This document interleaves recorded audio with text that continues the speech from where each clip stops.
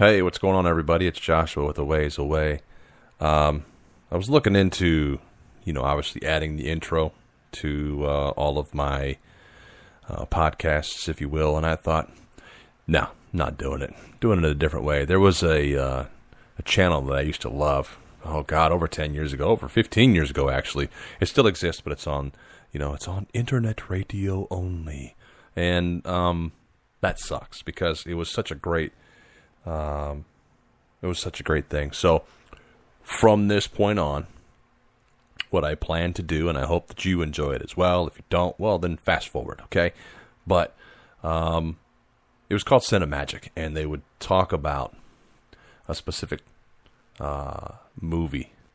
And, for example, Star Wars. Love it, fan of it. I'm at that age. I've seen them all, okay? And there's some intense scenes, and there's some sad scenes, and there's some heartbreaking scenes, and there's some great scenes, and some intense, powerful scenes. You know how it goes. Every movie has this, and they have the score that goes along with it. So what I intend to do with all of my podcasts from this day forward would be to tell you what movie.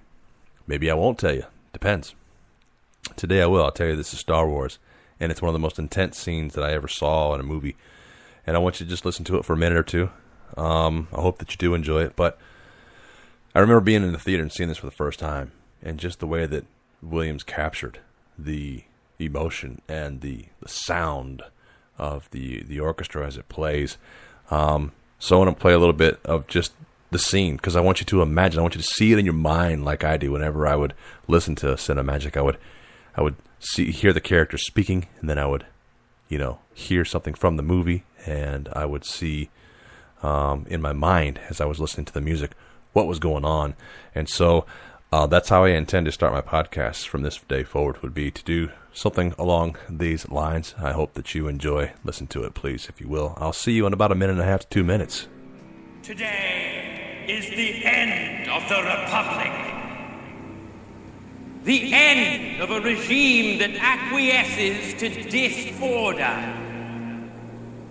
At this very moment, in a system far from here, the new Republic lies to the galaxy while secretly supporting the treachery of the loathsome resistance. This fierce machine which you have built, upon which we stand, will bring an end to the Senate, to their cherished fleet.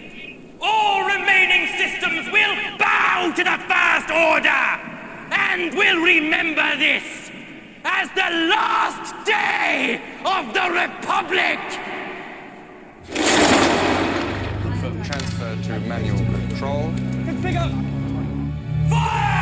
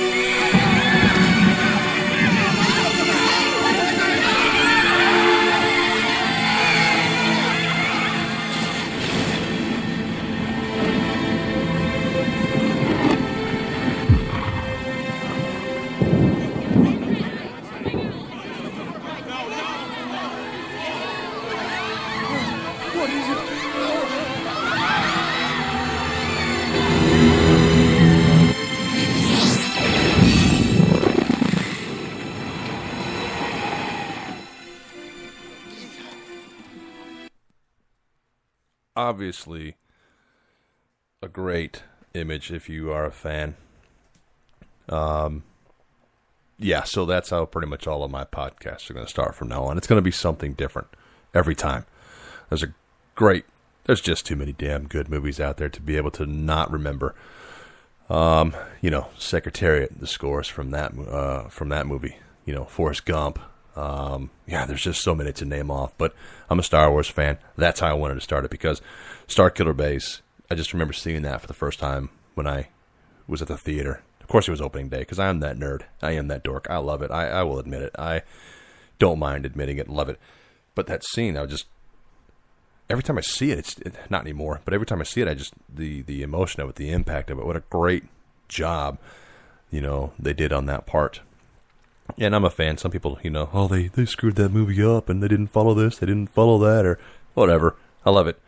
And the first time I saw it, it was an overwhelm of emotion. It was like one of the first times I've ever kind of felt that in a movie. Wasn't the first, but one of the. But it was almost an anxiety-filled feeling. It was genocide at a whole nother level that you've never seen. And it's science fiction. It's just a movie. But I mean, if it would have been real, it was just so impactful. Like, oh my God, just imagine if we were in a galaxy a long time ago, far, far away, and and that happened. That's horrible. But if you're a fan of that, you should have been able to visualize what was happening. You've seen it. You know what's going on, and you may want to go and check it out just because you heard that. So that's what I want to do from now on, is play something from a movie. I'm sure that one was probably kind of depressing. I do apologize. It might have been a little intense for you. Maybe not. Hopefully not. Hopefully it was a good thing. But so yeah, let me jump right into this. A couple things I wanted to see if you guys get a chuckle out of, just like I did. First one that comes to mind that I remember has happened in the past week. I got my little sketch it notepad out here. Let me get this one. 3 people were arrested for stealing a horned shark from the San Antonio Aquarium on the last day of Shark Week. I think that's kind of funny. They sneak into the San Antonio Aquarium, and so anyway, it was stolen from a touch tank, and Miss Helen was her name.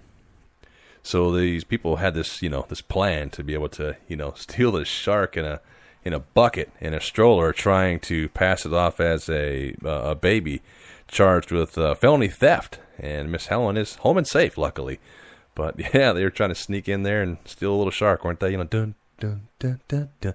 I don't know what they were planning on doing, but it shows that some people just really had to take Shark Week to a whole other level. They were just they just couldn't sit in their homes on their couches and their recliners and watch the frickin' things from the comfort of their from their couches. So they came up with this elaborate idea, like, oh, dude, we should steal a shark. Yeah. Well, how are we gonna do it though? Oh man, what do we got? Well, there's a stroller over there. Yeah, and then what? Get a bucket.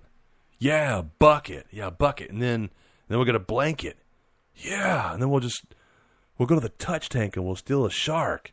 Again, it's like grandma's boy, or the pot dealers, getting a lion, and he's like, "You're getting a lion?" They like, "You guys, why don't you just get a piranha?" No, man, I'm getting a shark. Hell yeah, let's go steal a shark. Well, what do we need? What do you mean, what do you need? You need the standard to steal a shark bucket kit. You get a bucket, you get a stroller, you get a blanket, you buy a ticket to the park, you walk in there, you go up to the petting part where they're swimming by and you can touch them, and you just snatch that sucker right out of there, throw it in the bucket, cover it with a blanket, and walk out of it with your stroller like it's your baby. Well, apparently they didn't have the correct shark stealing bucket thief package from eBay that they should have had, because they got caught. They're charged with a felony, and luckily, little Miss Helen is home safe, and I'm sure all the animal lovers and all the shark lovers are still pissed off because the thing is still in captivity and not out there free somewhere on the 70% water planet that we live on. So I'm sure they're pissed, and it's probably what they actually. That's probably what it was. Probably they probably thought they were doing a justice. There's a couple of, like, they were trying to start their own PETA group, little local San Antonio PETA lovers. That poor shark. If we could just get one a week, I'm sure we could free all of them. I don't know how many there were, but whatever. Moving on to the next one. The next one is residents of Boise, Idaho. And if you live in Boise, Idaho, I'm sure you should find the humor in this. But they woke up to over 100 goats devouring their landscaping, and someone from the company We Rent Goats, it didn't close the pen correctly. So yeah, some goats were wandering around and chewing up everybody's landscaping and grass, and kind of feel like that might have been a marketing ploy. Whoops. I didn't close the gate. I didn't latch the gate. The pin. I pushed it over, but I didn't push it down after I pushed it over, and they just got out by mistake. Sorry, boss. We rent goats. Right. Every one of those goats probably had a little coat on it that said werentgoats.com, their phone number on it, while they're just chewing up. Hey, I know who to sue for my landscaping, but guess what? You're getting a year's free of lawn cutting with the goats. We're going to bring them over to your house, and they're going to just chew up your grass. Don't worry about it. It's how we keep everything green. We don't have gas, and we don't want to use gas. We want to use goats, which is a good thing, I guess. Unless you're one of those animal lovers. Again, you're probably pissed. They're locked up behind a gate. Maybe it was one of them. Maybe it was the same people that freed the shark. Maybe they went up to Boise after they got, let free. They probably, I got another plan. We got caught with the sharks, but I got a foolproof plan to free some goats. Yeah, let's do it, man. Where would we go? Boise. And what are we going to do? We're going to free the goats, man. Goats on the lam. We're going to let them free, bro. Let's go. Just pull the pin over. Let them out. So anyway, these people wake up. There's 100 goats just chewing up their landscaping. Imagine that. You get up in the morning, and you get in your cup of coffee, getting ready for work. You look out your window, and you see a goat or two. You might, kind of keep sipping your coffee going, huh, there's a goat in my front yard. What the hell? You might not quite know if it's real or not because you're, still in that morning fog. See another goat. Something's starting to seem a little strange now. Your wife kind of comes up behind you, like, she's ready to tell you goodbye and give you lunch. And what? She sees what you're looking at. You don't even talk to each other. You don't even say, what's going on? What are you staring at? She just kind of walks over to. You've seen the movies. You've seen the commercials. You know how it goes. She kind of walks over, and you're both kind of now staring out the window, wondering. Now there's like 15 goats. Like, where the hell are the goats coming from? What's going on here? And then they're just chewing up your flowers, chewing up your pansies and your geraniums, and chewing up your azaleas. Hey, go get my shotgun, honey. What the hell? Hey, go get some goat's milk for that coffee, right? Shit, there's 100 of them out there. Go out there and get you some goat's milk. Milk one of those suckers, make some cheese, right? Get you some goat's cheese. Bring it to Florida, Tarpon Springs. They'll love it. They'll buy it from you. Yeah, and then after a while, you kind of just, what can you do? Just finish a cup of coffee and be like, well, there's 100 goats in my front yard. I don't know what I'm supposed to do. I guess I'll just call somebody. So I imagine they called 911. What if you're the cop early in the morning? You've got the 12-hour shift, and all of a sudden you get a call coming in. Go over to 123 Main Street. We got a report of some goats in the yard. What? Goats? Goats in the yard? Okay. Drive over there. Like, how are we going to round these suckers up? So apparently the neighborhood gets together, and they went to go, they kind of banded together and herded these suckers into just one yard. And I don't know if they got the comment from the We Rent Goats guys out there or not, but they sure as hell got some free publicity. So if Boise, Idaho people didn't know about We Rent Goats, you do now. And I got a fuzzy feeling that I got a warm and fuzzy fleece-filled feeling. That's a sheep though, but I got a funny feeling that it's not going to be the last time. And there's got to be one. There's got to be one that got away. There's got to be one that's still on the run somewhere. He made it to the mountains. He's free. We're going to make a Disney movie about that. It's going to be great. Got to think of the name for it. There's one. We Rent Goats. 100 goats. One got free. There's got to be a good name for that. we had Homeward Bound, which was the dog and the cat and the I don't remember what the hell else it was. There was a dog and a cat, and it was, two dogs